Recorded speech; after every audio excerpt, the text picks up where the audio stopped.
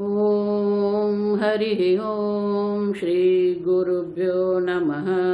हरिः ॐ। ॐ शन्नो मित्रं शं वरुणः शन्नो भवत्वर्यमा शन्न इन्द्रो बृहस्पतिः शन्नो विष्णुरुक्रमः। नमो ब्रह्मणे नमस्ते वायो त्वमेव प्रत्यक्षं ब्रह्मासि त्वमेव प्रत्यक्षं ब्रह्म वदिष्यामि ऋतं वदिष्यामि सत्यं वदिष्यामि तन्मामवतु तद्वक्तारमवतु अवतु माम् अवतु वक्तारम्। ॐ शान्ति शान्ति शान्तिः। ॐ सहना भवतु सहनौ भुनक्तु सह वीर्यं करवावहै तेजस्विनावधीतमस्तु मा विद्विषावहै। ॐ शान्ति शान्ति शान्तिः। सदाशिवसमारम्भां शङ्कराचार्यमध्यमाम् अस्मदाचार्यपर्यन्तां वन्दे गुरुपरम्परां। श्रुतिस्मृतिपुराणानाम् आलयं करुणालयं नमामि भगवत्पादं शङ्करं लोकशङ्करं शङ्करं शङ्कराचार्यं केशवं बादरायणं। सूत्रभाष्यकृतौ वन्दे भगवन्तौ पुनः पुनः।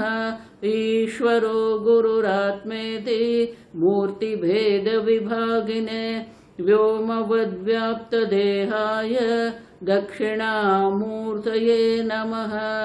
निधये सर्वविद्यानां विशदे भवरोगिणां गुरवे सर्वलोकानां दक्षिणामूर्तये नमः। ॐ नमः प्रणवार्थाय शुद्धज्ञानैकमूर्तये निर्मलाय प्रशान्ताय दक्षिणामूर्तये नमः। मंगलाचरण। ॐ नमः श्रीशङ्करानन्द गुरुपादाम्बुजन्मने। ॐ नमः श्रीशङ्करानन्द गुरुपादाम्बुजन्मने। सविलासमहामोहग्राहग्रासैककर्मणे सविलासमहामोहग्राहग्रासैककर्मणे।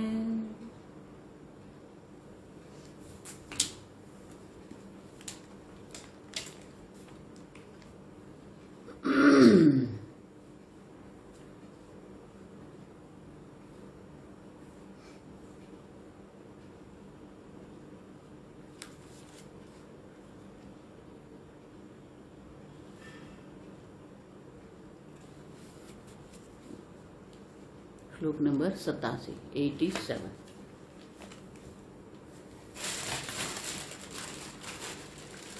अतद्व्यावृत्तिरूपेण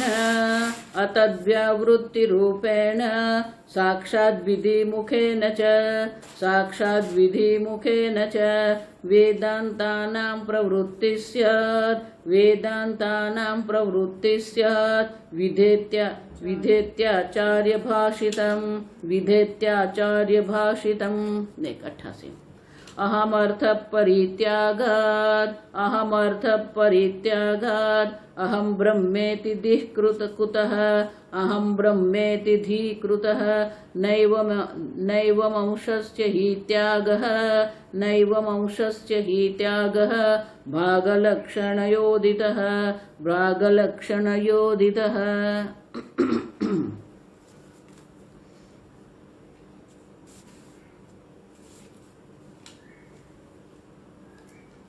एक नया प्रश्न है। ननु वेदांतानाम अतद्व्यावृत्त्या।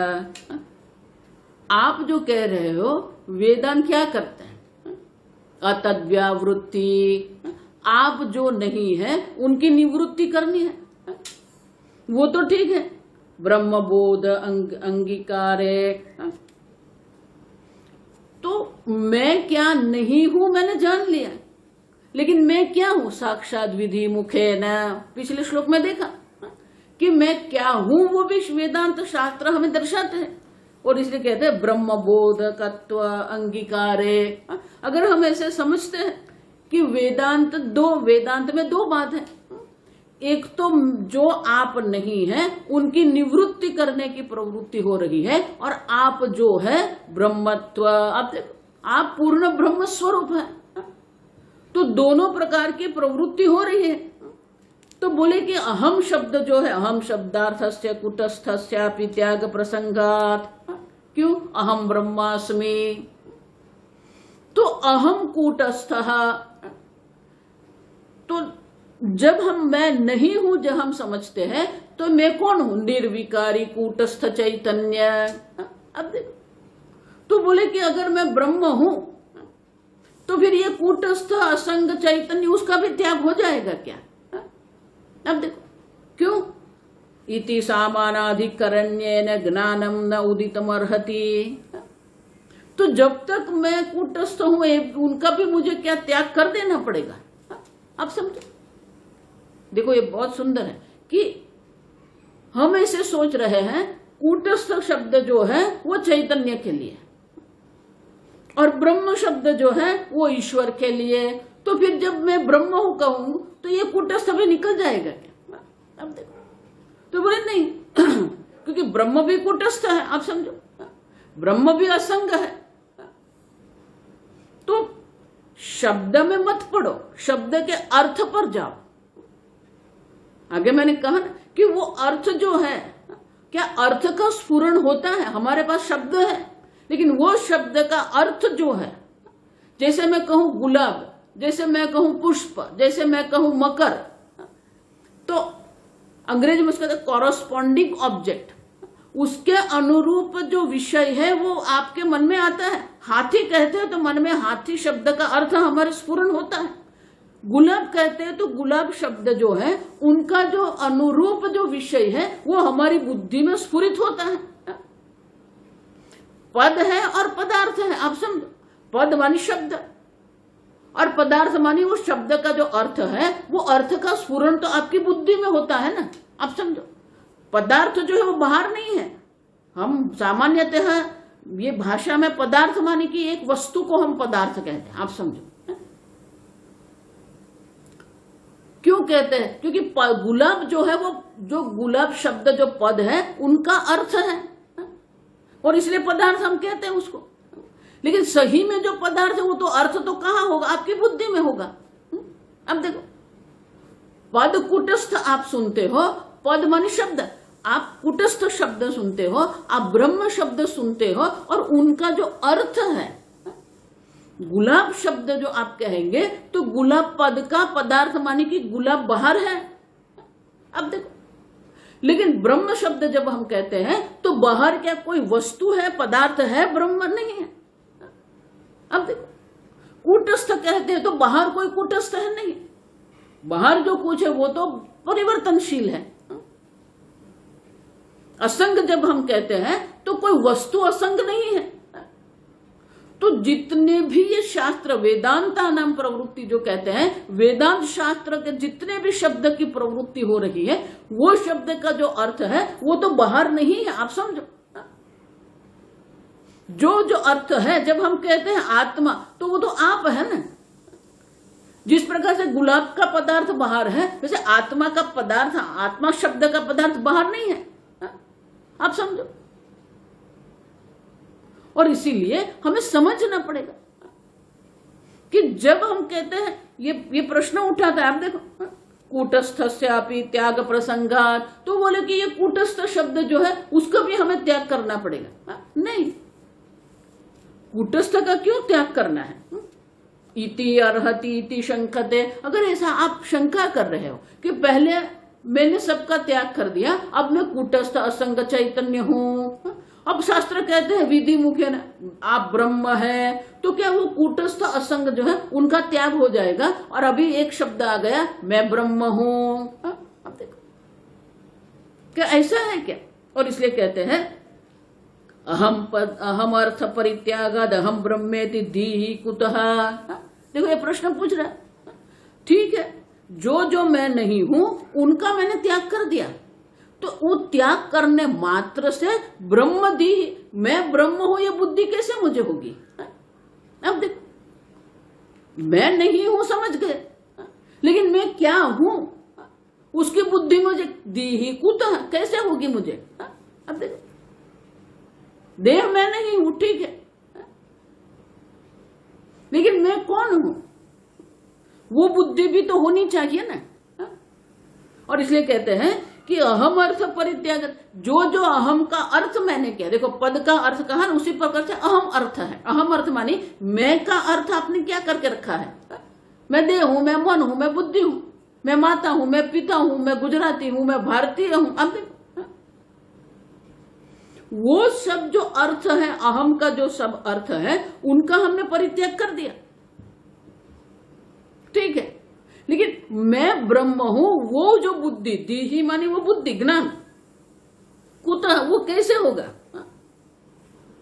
अब देखो, तो दूसरी पंक्ति में उनका उत्तर देते हैं कि इसीलिए तो हमने भागत त्याग लक्षण आपको दर्शाया, अजहल अजहल लक्षण हमने दर्शाई आपको। क्यों? न एवं अंशस्य ही त्याग। अब देखो, जो सामान्य अंश है उसका तो हमें त्याग नहीं करना है, जो विरोध अंश है, जो विरोधांश है, उसका हम त्याग कर देंगे। तो विरोधांश जो है वो माया उपाधि है, अविद्या उपाधि है, देहादि उपाधि है। तो विरोध अंश का हम त्याग करते हैं, जो सामान्य अंश है। अब देखो, अहम शब्दार्थ एक देश से जड़ांशस्य ईरितः न कूटस्थस्य। अब देखो, जब भी हम अहम शब्द कहते हैं तो वो जड़ांश है, मैं देह हूं, मैं मन हूं। अब देखो, आपकी जो अपनी एक आइडेंटिटी, पहचान आपने जो बना के रखी है, वो पहचान क्या है? और लोग वो पहचान छोड़ने को तैयार नहीं है। इसलिए बैंक का मैनेजर जब रिटायर होता है ना, फिर भी वो बैंक में जाएगा। क्यों? वो मैनेजरशिप उनके बुद्धि से निकलती नहीं है। We are retired, finished. नहीं, we can't give up because that is my identity. आप देखो, सब लोग जो रिटायर होते हैं ऐसे ही बुद्धि होती है उनकी, दे कांट गिव अप। ये डॉक्टर लोग अपनी प्रैक्टिस नहीं छोड़ सकते, ये वकील है वो वकालत नहीं छोड़ सकते, क्योंकि अपने को यही बना के रख दिया है हमने। आप समझो, लेकिन उसका भी अगर त्याग कर दे, जडांशस्य ईरितः, क्योंकि हमने तो अपने आप को क्या बना के रखा है? जड़ अंश को ही बना के रखा है हमने। तो इसलिए क्या कहते हैं? न एवं अंशस्य त्यागः भागत लक्षणयोः उदितः ब्रह्मदीहि। अब देखो, वो ब्रह्म बुद्धि तो भागत त्याग लक्षण से उदित होने ही वाली है, क्योंकि जो कूटस्थ अंश है, जो असंग अंश जो है, उनका हमें त्याग नहीं करना है। अब समझो, जो त्याग हमें करना है वो त्याग किसका करना है? जो जड़ अंश है, देह आदि जो जड़ है, उनका हमें त्याग करना है। जो कूटस्थ अंश है, जो चैतन्य अंश है, उनका त्याग करना नहीं है। अब समझो, और इसलिए कहते हैं कि जो नहीं मैं जो नहीं हूं, उनका हमें त्याग करना है। इसीलिए हमें यहां जहल अजहल लक्षणा करनी पड़ती है। आप समझो, जो विरोध अंश है उसी का त्याग करना है, जो जड़ अंश है उसी का त्याग करना है। तो ये देह आप नहीं है, देह तो जड़ है। आप समझो, जो चैतन्य है उनका प्रतिबिंब शुद्ध सात्विक बुद्धि में होता है, तो वो प्रतिबिंबित चैतन्य जो है उसके कारण जो बुद्धि है वो चेतन दिखती है। जिस प्रकार से जो दर्पण है, दर्पण में जब सूर्य का प्रतिबिंब पड़ता है तो वो दर्पण हमें स्वप्रकाश दिखता है। आप देखो, लेकिन दर्पण जो है स्वप्रकाश नहीं है, सूर्य स्वप्रकाश है। उसी प्रकार से बुद्धि जो सात्विक अंश है, सात्विक पंचमहाभूत से बनी हुई बुद्धि है, वो निर्मल है। और इसलिए क्या होगा, जिस प्रकार से दर्पण में देखो, ये मेरे पीछे दीवार है, दीवार पर प्रतिबिंब नहीं होता है। अब देखो, वहां पर जो प्रकाश पड़ता है वो प्रकाश रिफ्रेक्ट होता है, परावर्तित होता है। अब देखो, लेकिन अगर दर्पण है तो दर्पण में क्या होगा, वो प्रतिबिंबित, रिफ्लेक्शन, आप देखो प्रतिबिंबित होता है वो। तो चैतन्य जो है वो बुद्धि में प्रतिबिंबित होता है। वो चैतन्य जब प्रतिबिंबित होता है तो बुद्धि चेतन दिखती है। अब बुद्धि में जो चैतन्य, प्रतिबिंबित चैतन्य जो है वो मन में प्रतिबिंबित होता है, और इसीलिए क्या हो गया, मन चैतन हो गया। मन में जो चैतन्य है, प्रतिबिंबित चैतन्य जो है वो इंद्रियों में प्रतिबिंबित होती। इंद्रियों भी सात्विक अंश से बनी हुई, तो इसलिए इंद्रिय चेतन दिखती है, स्वयं में चेतन नहीं, जड़ अंश है, आप समझो। और एक इंद्रिय आपकी ऐसी है, त्वचा ऐसी है जो संपूर्ण शरीर में व्याप्त है, और इसके कारण ये शरीर जो है वो चेतन दिखता है। अब देखो, है तो जड़ ही, लेकिन चैतन्य का प्रतिबिंब होने के कारण वो हमें चेतन दिखता है, लेकिन है तो जड़ अंश। और इसलिए क्या कहते हैं, जड़ अंश परित्यागेन। अब देखो, हम जो त्याग करने को कहते हैं, तो हम जो कह रहे हैं, हम अर्थ, अहम अर्थ परित्याग जब हम कहते हैं, तो अहम अर्थ मानी कि अहम का जो जड़ अंश है उसे परित्याग करना है ना। कूटस्थ अंश जो है, असंग अंश है, उसका त्याग हमें नहीं करना है। अब देखो, और इसलिए कहते हैं कि उसी प्रकार से न एवं अंशस्य त्याग, जो ब्रह्म अंश है, जो असंग अंश है, उसका त्याग नहीं करना है। जो जड़ अंश है उसका हम त्याग करते हैं, इसीलिए उसे भागत त्याग लक्षण कहते हैं। अब तक भागत त्याग माने एक अंश का त्याग कर दिया, एक अंश को पकड़ के रखा। और इसीलिए जब अहम अर्थ का हम त्याग करते हैं तो मात्र जड़ अंश का त्याग करते हैं। अब देखो, सब लोग जो बैठे हैं वो कहां बैठे, जड़ अंश में बैठे, जड़ अंश को पकड़ के बैठे हैं, और वही जड़ अंश को हम मान के बैठे, मैं ज्ञानी हूं, मैं अज्ञानी हूं। अब देखो, और वो छोड़ने को तैयार नहीं है। आप समझो, ये इट्स नॉट इजी, ये सरल नहीं है, क्योंकि हमको वही, हमारा जीवन जो है हमने उसी में समर्पित किया है। डॉक्टर ने अपने डॉक्टरी में भी समर्पित किया, वकील ने अपने वकालत में कर दिया, प्रोफेसर ने अपने पढ़ाई में कर दिया, लेकिन वो आप नहीं है, आप समझो। इसलिए कल मैंने कहा, यू सिट विथ योरसेल्फ, नहीं बैठ सकते हम, क्योंकि पूरी जिंदगी हमने बहिर्मुखता से जीवन व्यतीत किया है, और अब हमें अंतर्मुख होना है, वो नहीं हो सकता। आप समझो। और इसलिए कहते हैं कि वो जो जड़ अंश है उसका हमें त्याग करना, वो ही नहीं होता है, तो फिर जो सामान्य अंश है, जो मैं ब्रह्म हूं, उसको पकड़ना, जो विधि मुख से जो हमें कह गया है, वो तो हम कैसे पकड़ेंगे, आप समझो। और इसीलिए कूटस्थ अंश का त्याग नहीं करना है, मात्र न मात्र जड़ांश जो है, विरोधांश जो है, उसी का हम त्याग करेंगे। और इसीलिए वो त्याग जब हम करते हैं तो क्या होता है, जड़ अंश का त्याग होता है, सामान्य अंश का, जो जड़ अंश माने विरोध अंश है, उसका त्याग होता है, और सामान्य अंश को हमें पकड़ना है। तो इसके लिए आगे के श्लोक में कहते हैं, अंतःकरण संत्यागात्, अंतःकरण संत्यागात् अवशिष्टे चिदात्मनि, अवशिष्टे चिदात्मनि अहम ब्रह्मेति वाक्येन, अहम ब्रह्मेति वाक्येन ब्रह्मत्वं साक्षिणीक्ष्यते, ब्रह्मत्वं साक्षिणीक्ष्यते। अंतःकरण संत्यागात्, एक बार अंतःकरण का त्याग कर दिया, मैं मन नहीं हूं, मैं मन का साक्षी चैतन्य हूं, तो क्या हो जाएगा, अवशिष्टे चिदात्मनि सती। देखो, सती सप्तमी उसको कहते हैं।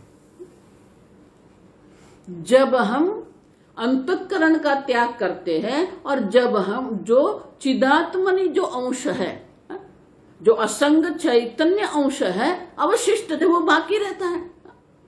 वो जब अवशिष्ट रहता है तब क्या होता है, तब शास्त्र आके हमें कहते हैं ब्रह्मास्मि। अब देखो, वो जो अवशिष्ट चिदात्मा जो है, वो अवशिष्ट चिदाभास नहीं, अंतःकरण में चिदाभास है, वो चिदाभास का हम त्याग कर देते हैं और जो बाकी चिदात्मा जो रह गए हैं उसको हम कहते हैं ब्रह्म अहम ब्रह्मेति। आप देखो, वो जो चिदात्मा है वो ब्रह्म है, वही तो ज्ञान है।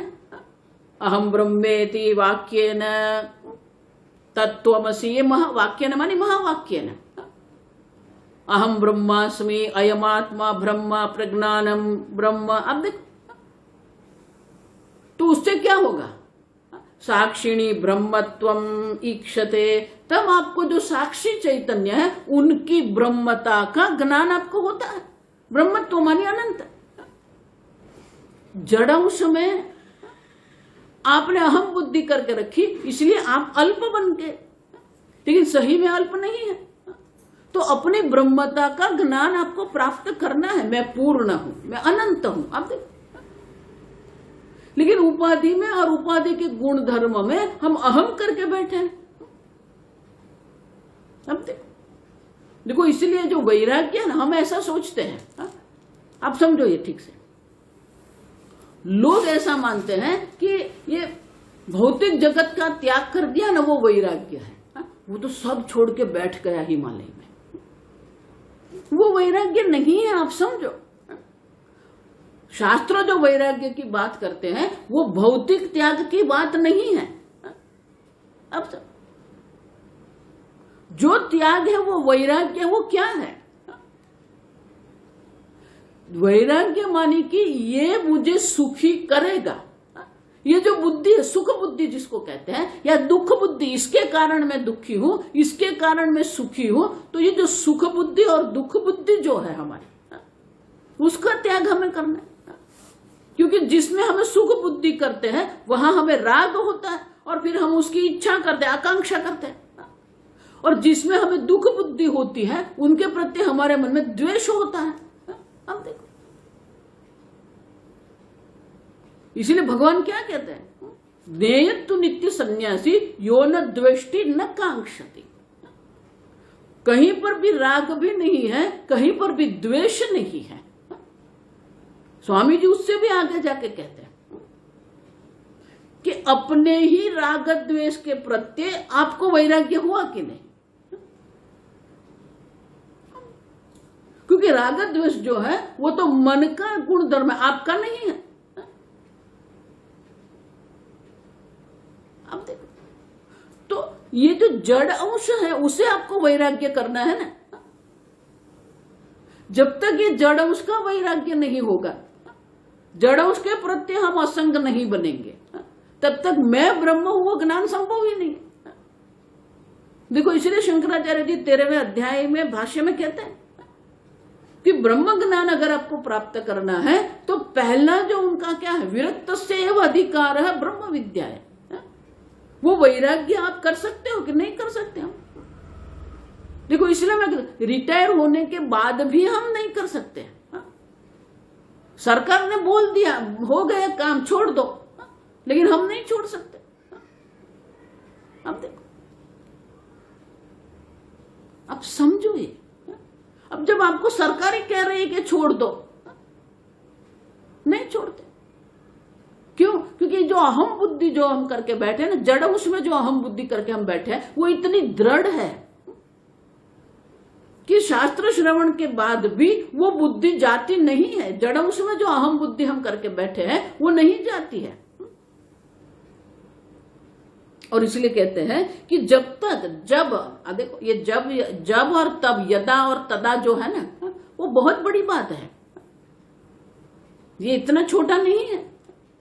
पढ़ने में एक श्लोक है, लेकिन जीवन में तो एक जीवन नहीं, कई बार अनेक जीवन निकलते हैं।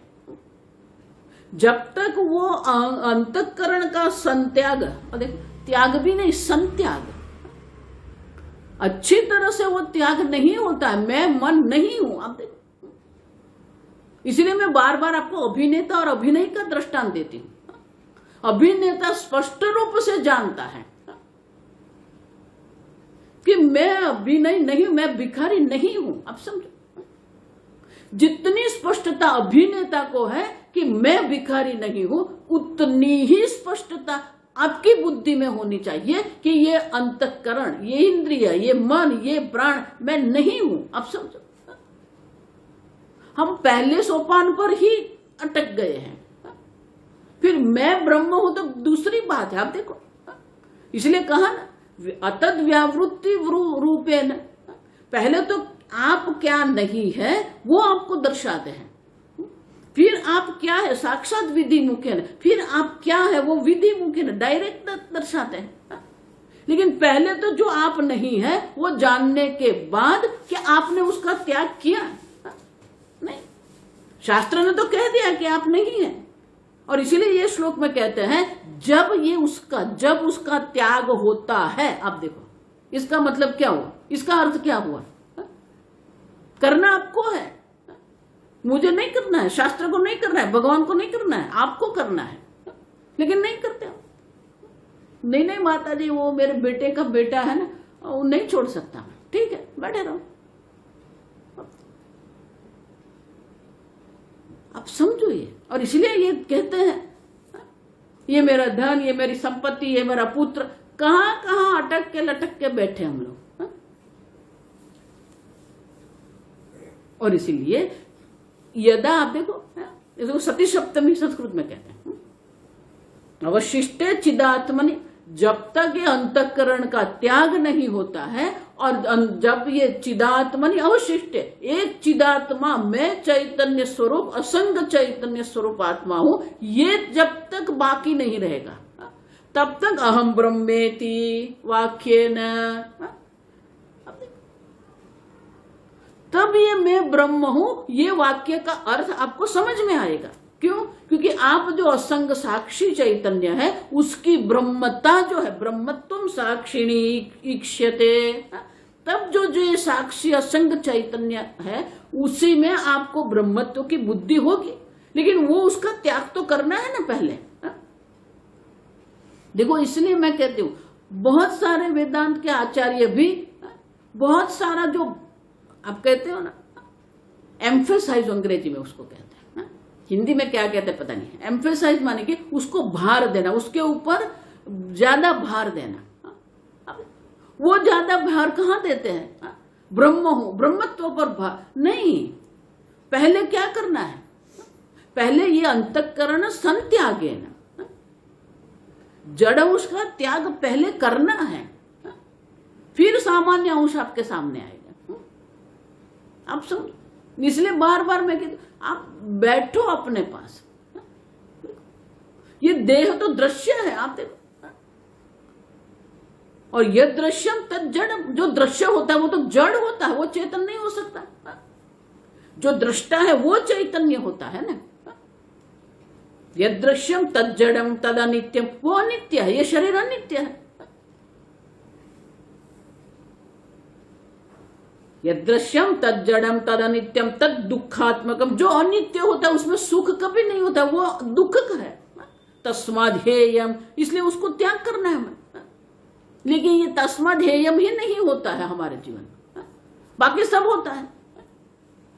देखो इसलिए लोगों को भक्ति क्यों सरल लगती है, उसमें उसको त्याग नहीं करना है ना। बस भजन करो, मंत्र पाठ करो, जप करो, यज्ञ करो, अच्छा लगता है, ठीक है। माता जी इतनी सेवा कर दी हमने, बहुत बढ़िया। लेकिन आप जो नहीं है वो तो पहले आपके मन में निश्चय होना चाहिए ना। फिर शास्त्र जो कहेगा कि आप ये हैं वो ज्ञान आपको होगा। इसलिए पूज्य स्वामी जी भी कहते थे, अंग्रेजी में उसको कहते हैं आइसिंग द केक।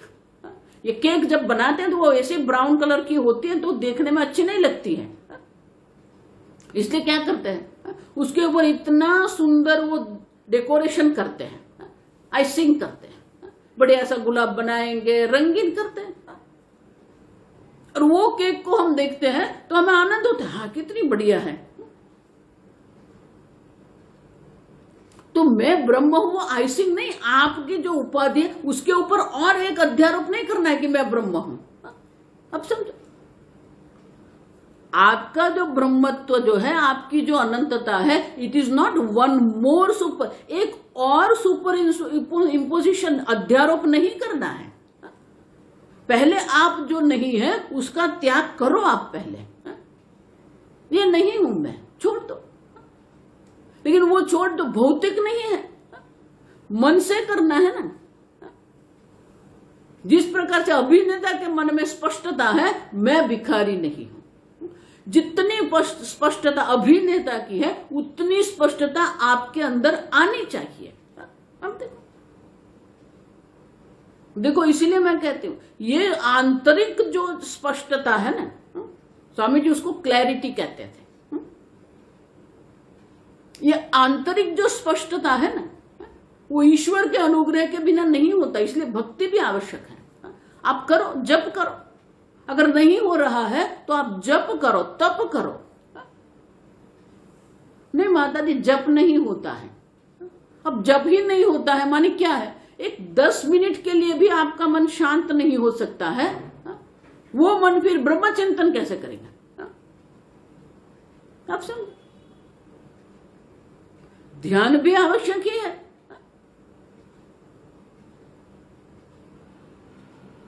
ध्यान भी आवश्यक है, भक्ति भी आवश्यक है। ईश्वर के अनुग्रह के बिना ये संभव नहीं है। मैं बोल रही हूं वो भी ईश्वर का अनुग्रह है, आप सुन रहे हो वो भी ईश्वर का अनुग्रह है। ईश्वर के अनुग्रह के बिना ये संभव ही नहीं है। आप समझो, महाराज श्री तो हमेशा कहते थे अगर आपकी संसार में आसक्ति है, ये दर्शाते हैं कि ईश्वर का अनुग्रह कम है। आप ये जड़ उसमें पड़े हुए हो, ये दर्शाते हैं कि ईश्वर का अनुग्रह नहीं हुआ है।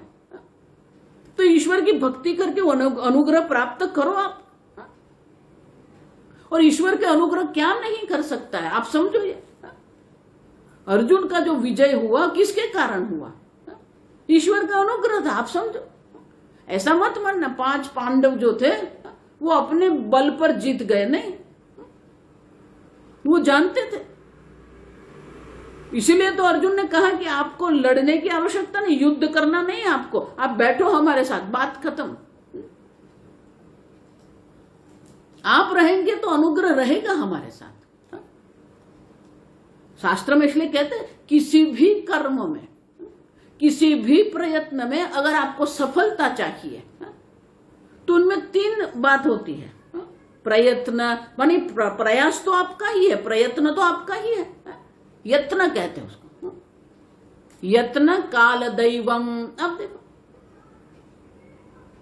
काल माने क्या है, हर एक प्रयत्न में एक काल होता है। आम जो है, आम का वृक्ष मैंने लगा दिया, वो आम को लगा दिया कि दूसरे दिन आम आएगी नहीं, फल कब आएंगे, उनका एक नियत काल है। गर्भवती स्त्री हो गई, दूसरे दिन बच्चा नहीं आएगा, नियत काल है। अब देखो संपूर्ण जगत जो है ना नियत काल से चल रहा है। आपका शरीर में भी एक बायो क्लॉक है, जैविक ये घड़ी है जो बिल्कुल नियत समय से करती है। सूर्योदय सूर्यास्त, अब देखो सागर में भी ज्वार और भाटा जो आता है वो अपने नियत समय से होता है। उसी प्रकार से आप जो प्रयत्न कर रहे हैं वो प्रयत्न का आपको जो फल मिलने वाला है, वो जो फल है उनका एक नियत काल होता है। वो नियत काल के पहले आपको कभी नहीं मिलेगा। लेकिन तीसरा जो है ना, देखो ये 3 हम कह रहे हैं, इसीलिए अंग्रेजी में उसको थर्ड फैक्टर कहते हैं, दैवम। अगर ये दैवम अनुकूल है तो आपको सफलता मिलेगी, अगर दैवम अनुकूल नहीं है तो आप कितने भी प्रयत्न करते रहेंगे आपको सफलता नहीं मिलेगी। समझना है हमें कि जहां पर भी प्रयत्न है वहां दैवम भी है, और वो दैवम अगर अनुकूल हो गया तो सब बात खत्म हो जाएगा सब। लेकिन वो दैवम को अनुकूल करना वो भक्ति है, आप समझो। जप करो, तप करो। नहीं स्वामिनी जी हमें ये हमारे घर में ऐसी खटपट चलती है ना। एकांत 2 प्रकार के होते हैं। एक देशतः एकांत होता है, आप हिमालय में जाइए, बैठिए वहां पर, या कहीं और जाइए और अकेले रहो। वो देशतः हो गया। दूसरा जो एकांत होता है वो कालतः होता है। घर में सब सो गए हैं, अब बैठो अकेले, करो अपना जो करना है। घर में सब लोग सो रहे हैं, वो उठे उसके पहले आप उठ जाइए और आपको जो एकांत में करना कर लो। समझते हो? उसको कालतः एकांत कहते हैं। देखो ऐसी छोटी छोटी बात पुस्तक में नहीं मिलेगी, आप समझना। तो अगर देशतः आपको एकांत नहीं मिल रहा है तो कालतः एकांत आप ढूंढ के निकालो। देखो ये कालतः एकांत में आपको बताती हूं। यह बारडोली में बहुत बड़े संत हैं अभिराम बाबा।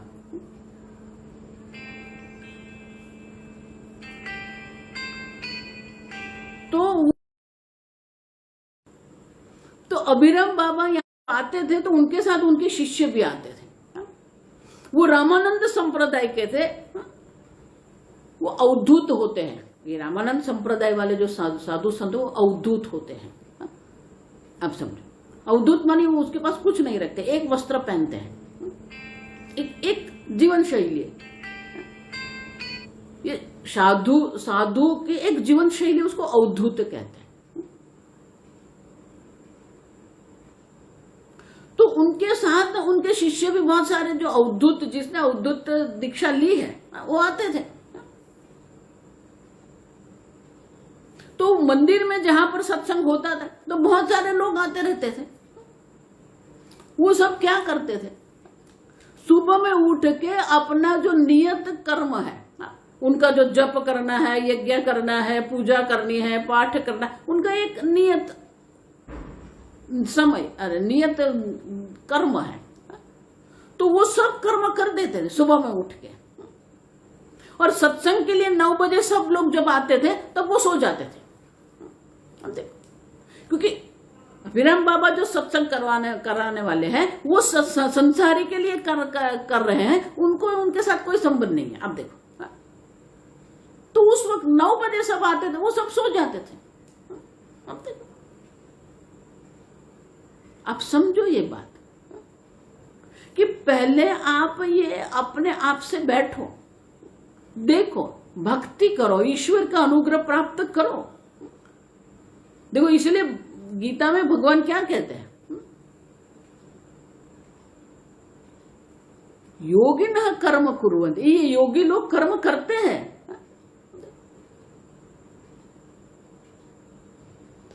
शरीर से भी करते हैं, मन से भी करते हैं, बुद्धि से भी, बुद्धिया मनसा। आप देखो, केवल इंद्रियैरपि। आप देखो क्यों करते हो, क्योंकि ईश्वर का अनुग्रह होगा तब तो हमारी अंतःकरण की शुद्धि होगी। योगिनः कर्म कुर्वन्ति संगम त्यक्त्वा आत्म शुद्ध है। अंतःकरण की आप शुद्धि कर लो, अंतःकरण शुद्ध हो जाएगा तो वो शुद्ध अंतःकरण में यह असंग चैतन्य का ज्ञान आपको हो सकता है। ये अंतःकरण का जो त्याग है वो हो सकता है। इसलिए मैं देखो पूर्ण भगवत गीता आप देखेंगे नहीं, यदा और तदा पर ही चलती है। मानी कि जो साधक है उनके प्रयत्न की आवश्यकता है, मात्र गुरु के अनुग्रह से कुछ नहीं होता है। इसलिए भगवान ये यदा और तदा लगाते हैं। यदा ते मोह कलिलम बुद्धिर्व्यतितरिष्यति तदा गंतासि निर्वेदम। आप देखो, मय्येव मन आदस्तो मयि बुद्धिम निवेशय निवशस्ति मय्येव अत ऊर्ध्वं न संशयः।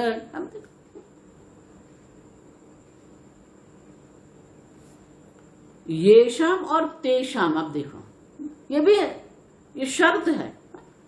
जो लोग इस प्रकार के जीवन शैली जी रहे हैं उनके लिए मैं अनुग्रह करता हूं। तेषाम अहम समुद्धरता। देखो ये सब भक्ति वाले हैं ना, तो ये आधा कहते हैं। देखो भगवान ने कहा तेषाम अहम समुद्धरता मृत्यु संसार सागरात। ये मृत्यु जो संसार जो है, ये मृत्यु रूपी संसार जो है उसका मैं उद्धारक बनता हूं। किसके लिए? तेषाम। ये देखो तेषाम माने क्या है? ये शाम। सब जगह पर है। तो पहले हमें अंतःकरण संत्याज्ञान माने कि ये मैं नहीं हूं। अब देखो, ये दृढ़ता आपको लानी पड़ेगी, और वो त्याग जो करना है, मैं देह नहीं, इसलिए अनुग्रह, ईश्वर का अनुग्रह आवश्यक है। क्योंकि ये माया देवी, हम देख के गए पिछले प्रकरण में कि माया की जो अचिंत्य शक्ति ऐसी है कि वो अपनी बुद्धि को ये संसार से हटाने ही नहीं देती है, ऐसे पकड़ के रखती है। आप ठीक से समझो कि ये माया की अचिंत्य शक्ति हमें संसार में ही रखती है, लेकिन ये माया की अचिंत्य शक्ति से अगर हमें हटना है तो क्या करना पड़ेगा? गीता में भगवान वही कहते हैं, दैवी ही ऐसा गुणमयी मम माया दुरत्यय। ये मेरी माया को पार करना अर्जुन ऐसा सरल नहीं है। दुरत्यय माने कि दुर्लभ है ना, दुर्गम है, कठिन है। तो भगवान दुर्गम, देखो इसलिए ये दुर्गम शब्द अशक्य नहीं बोला, असंभव नहीं बोला है, कठिन है। लेकिन वो सरल कैसे होगा भगवान? मामेव ये प्रपद्यन्ते माया में ताम तरंती थे। जो मेरे शरण में आता है, जो मेरी भक्ति करता है, ये माया को पार कर जाता है। मय्येव मन आदस्तो मयि बुद्धिम निवेश। अब देखो कितनी बार भगवान कहेंगे, लेकिन हम लोग तो क्या है, जो मुझे अच्छा लगता है ना वो पकड़ना है, जो नहीं अच्छा लगता है वो छोड़ दो। ये आधा आधा नहीं चलेगा, आप समझते? इसलिए देखो ये दो विभाग करके दिया है भारतीय तीर्थ मुनि। अगर आपको अपरोक्ष ज्ञान प्राप्त करना है तो ये दो विभाग कर दिया। अतद व्यावृत्ति रूपेण साक्षात विधि मुखेन च। ये दो सोपान है। पहले जो आप नहीं है, तत् मानी जो अतत मानी आप जो नहीं है, उनकी निवृत्ति करनी पड़ेगी, जड़ उसका त्याग करना पड़ेगा।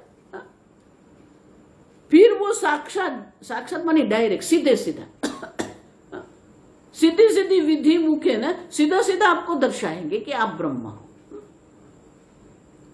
और इसीलिए कहते हैं दोनों आवश्यक है, नेति नेति भी आवश्यक है, आप निषेध मुख भी आवश्यक है, विधि मुख भी आवश्यक है।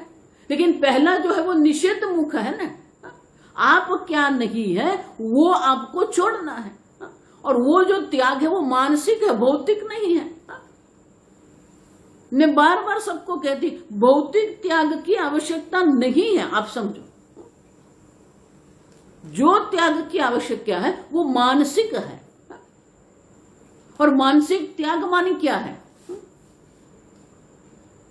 देखो उनके लिए जो दृष्टांत है ना, वो सती और भगवान शिव का है। सती और भगवान शिव हिमालय में आनंद से बैठे थे। सती हिमालय की पुत्री थी। अब दक्ष प्रजापति ने क्या किया? यज्ञ रखा, लेकिन शंकर भगवान को आमंत्रण नहीं दिया। शंकर भगवान जानते थे मुझे आमंत्रण नहीं मिला है और बिना आमंत्रण जाना अयोग्य है, तो बैठे अपने समाधि में आराम से। और सती ने देखा देवता जा रहे हैं, तो सत्य को ज्ञान हुआ, पिताजी ने इतना बड़ा यज्ञ रखा है और सब देवताओं को आमंत्रण मिला। तो सती ने बताया कि देखो ये सब जा रहे हैं, पिताजी ने ऐसा ये रखा है, हम भी जाए। तो शंकर भगवान ने कहा कि बिना आमंत्रण को जाना योग्य नहीं है। तो सती ने दलील किया, सामने तर्क कर दिया, नहीं मेरे पिताजी का घर है, पिताजी के घर आमंत्रण की क्या आवश्यकता होती है, बेटी तो कब भी जा सकती है। फिर भी शंकर भगवान ने समझाने का प्रयत्न किया कि मत करो। अब समझो, जिद कर दिया। शंकर भगवान ने बोला ठीक है जाओ।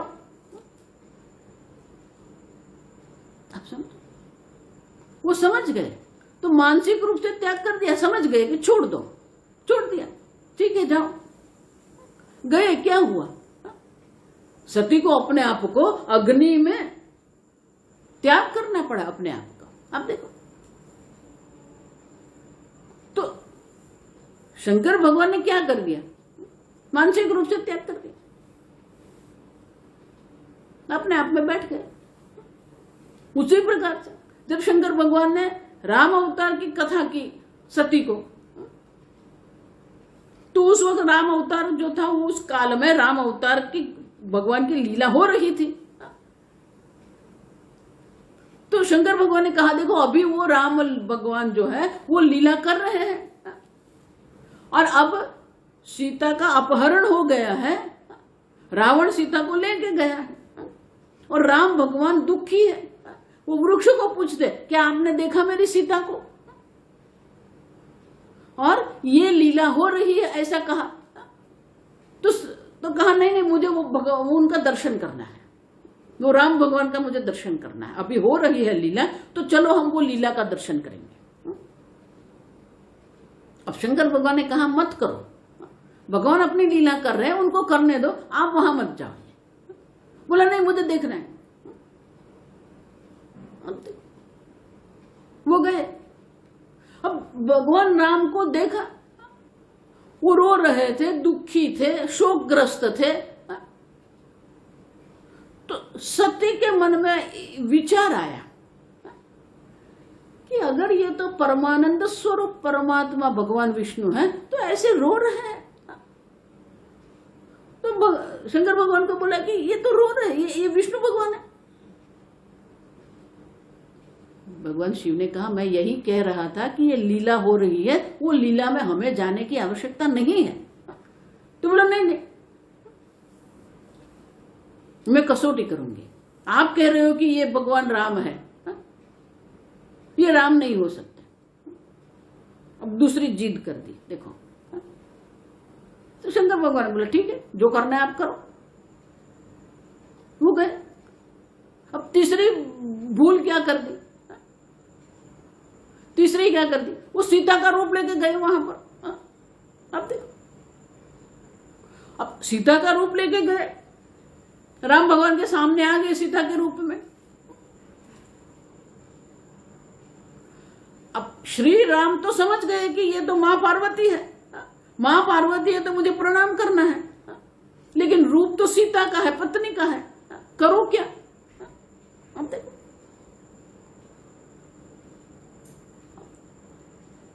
अब समझो ये पार्वती मानी हमारी बुद्धि, एक के बाद एक आप हम क्या करते रहते हैं, ये भूल गलती करते रहते हैं। अब सीता का रूप धारण किया, तुरंत शंकर भगवान ने क्या कर दिया, पत्नी है पार्वती लेकिन एक बार सीता का रूप धारण कर लिया, और सीता तो माता है, भगवान शिव राम की भक्ति करते हैं, तो राम भगवान है, मां सीता है। आप समझ देखो ये कथा आपको सबको पता है, मुझे कुछ आगे नहीं जाना है। अब सती जब वापस आई, शिव भगवान ने क्या कर दिया, समाधि में बैठ गए। क्यों? क्योंकि उनको पत्नी कहने का भी अभी हक नहीं रहा। क्यों? क्योंकि वो सीता का रूप धारण किया था, वो उनकी माता है। समाधि में बैठ गए, कुछ नहीं बोले। अब हमको भी वही करना है, just be with yourself, forget about everything. और मां पार्वती को भी समझ में आ गया कि मानसिक रूप से शिव जी ने मेरा त्याग कर दिया है।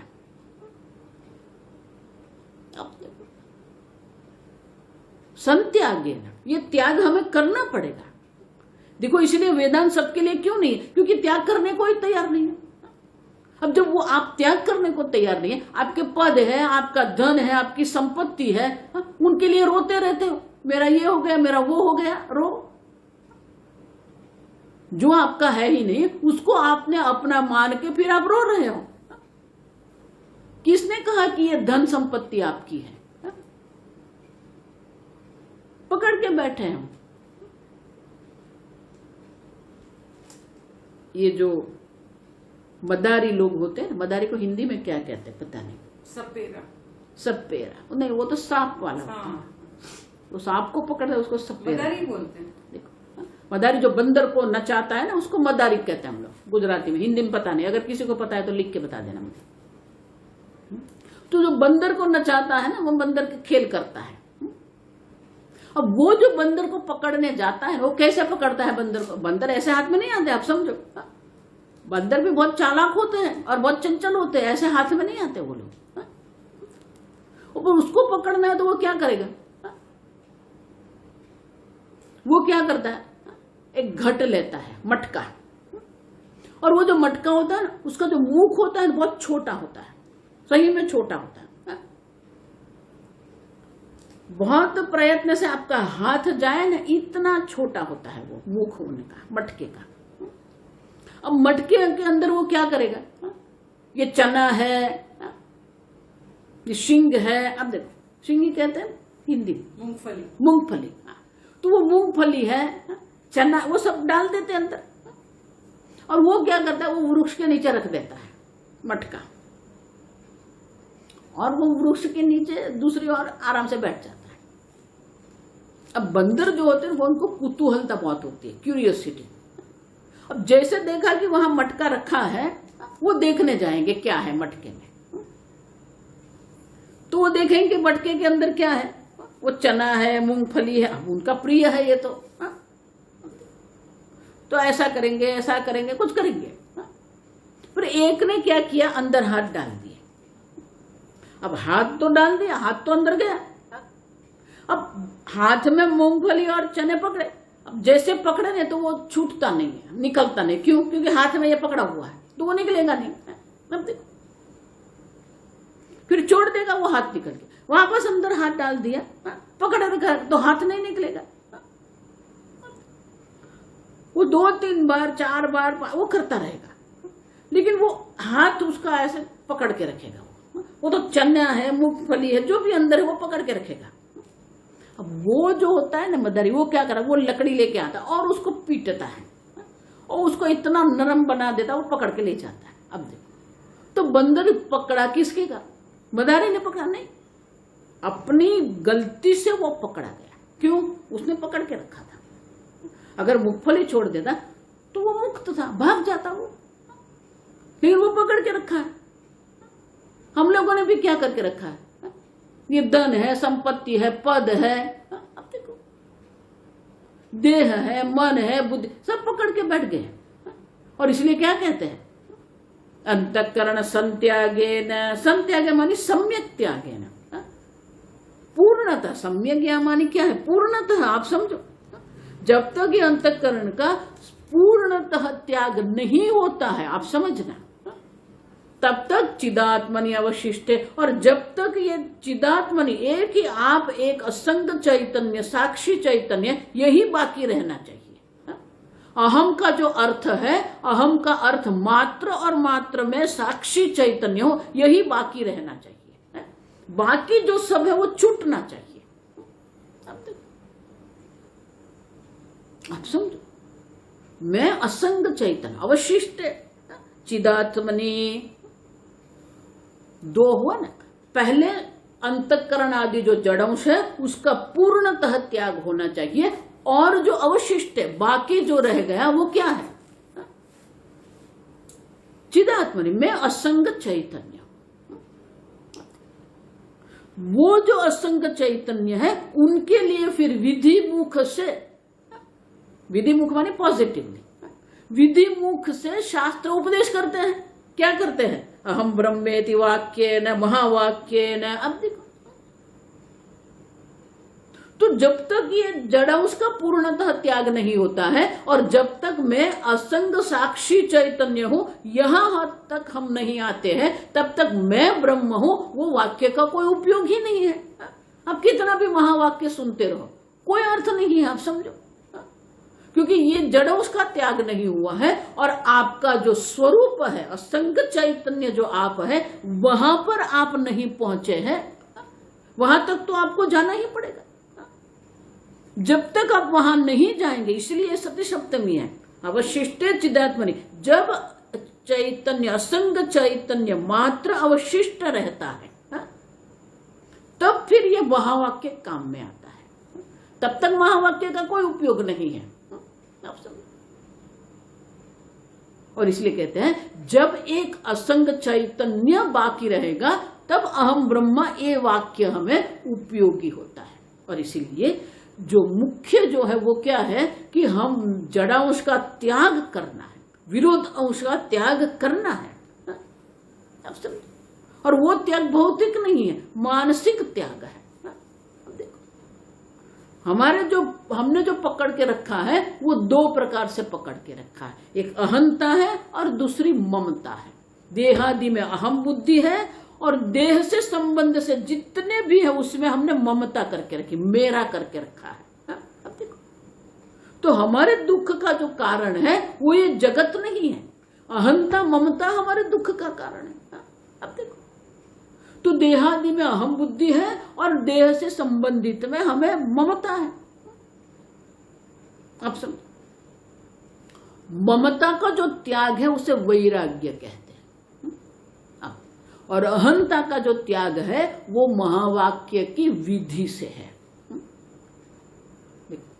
शास्त्र के उपदेश से अहंता का त्याग है। अन्योंतरात्मा प्राणमय, अन्योंतरात्मा मनोमय। अब देखो, ये त्याग है, एक एक का त्याग करते जाओ। अन्योंतरात्मा मनोमय। अब देखो, एक क्रम से चलना पड़ेगा। देर इज अक्रम कुछ नहीं है, आप समझना, ये क्रम है। अन्नम ब्रह्मेति व्यजानात्। देखो, भृगु को भी अपने पिता वरुण ने क्या किया, अन्नम ब्रह्मेति व्यजानात्। वो समझ गए अन्नम है, ये शरीर में नहीं हो सकता, ये तो जड़ है, विकारी है। तो बोले प्राणम ब्रह्मेति व्यजानात्, प्राण को ब्रह्म मानो। नहीं, वो भी ब्रह्म नहीं हो सकता है, वो भी मर्यादित है। मनो ब्रह्मेति व्यजानात्। अब देखो, ये क्रम है, क्रम से चलना पड़ेगा। एक बार ये क्रम से अंतःकरण संत्यागेन, क्रम से अब एक एक को छोड़ना पड़ेगा। देखो, इसीलिए वेदांत में लोग ज्यादा क्यों नहीं, क्योंकि छोड़ना पड़ता है आपको। वो छोड़ने को तैयार नहीं है तो वो क्यों आएगा? जो छोड़ने को तैयार है वही वेदांत में आएगा। मैं असंग साक्षी चैतन्य, वहां तक तो आप आइए, फिर अहम ब्रह्म इति है। समझ गए? और इसीलिए पहले त्वम पद का शोधन करना पड़ेगा। वो जो त्वम पद मानी तत्त्वमसि में जो तत्व मानी वो ईश्वर है। त्वम मानी तू, मानी कि गुरु जब शिष्य को उपदेश करते हैं तो त्वम मानी तू। तो वो तू कौन है? गुरु जिसको निर्देश करे वो तू कौन है? ये अंतःकरण आदि नहीं है। जो तू मानी कि जो तू असंग साक्षी चैतन्य है। तो वो त्वम पद में जो सामान्य अंश है वहां तक हम पहुंचते हैं। और जब ये असंग साक्षी चैतन्य बाकी रहता है तब विधि मुख से ऐक्य का हमें ज्ञान कराते हैं। और इसीलिए ये दोनों तीनों आवश्यक है। पहले ये त्याग करना है और अपने असंग चैतन्य में हमें बैठना है, बाकी ये रहना है, बाकी सबको छोड़ना है। और भौतिक रूप से नहीं छोड़ना है, मानसिक रूप से छोड़ना है। और इसीलिए ममता का भी त्याग हो जाएगा, अहंता का भी त्याग हो जाएगा। और जब तक ये अहंता ममता का त्याग नहीं होता है तब तक ये महावाक्य का जो ऐक्य का जो ज्ञान है वो ऐक्य का ज्ञान हमें नहीं हो सकता है। और इसीलिए ये हम ब्रह्मेति वाक्य के पहले ये दो सोपान है जो हमें पार करना है। पर ये तीसरा सोपान हमारे लिए उपयोगी होता है, आगे हम कल देखेंगे। ओम स्वस्ति प्रजाभ्यः परिपालयन्ताम् न्यायेन मार्गेण महीं महिषाः गोब्राह्मणेभ्यः शुभमस्तु नित्यं लोकाः समस्ताः सुखिनो भवन्तु काले वर्षतु पर्जन्यः पृथिवी सस्यशालिनी देशोऽयं क्षोभरहितः ब्राह्मणाः सन्तु निर्भयाः।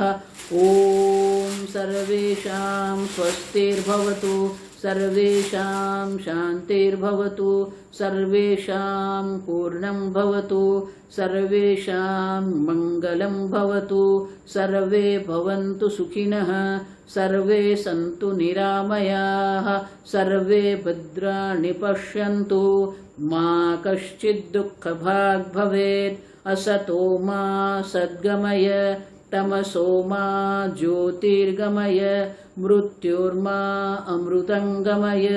ओम पूर्णमदः पूर्णमिदं पूर्णात् पूर्णमुदच्यते पूर्णस्य पूर्णमादाय पूर्णमेवावशिष्यते। ओम शांति शांति शांति। हरिः ओम। श्री गुरुभ्यो नमः। हरिः ओम।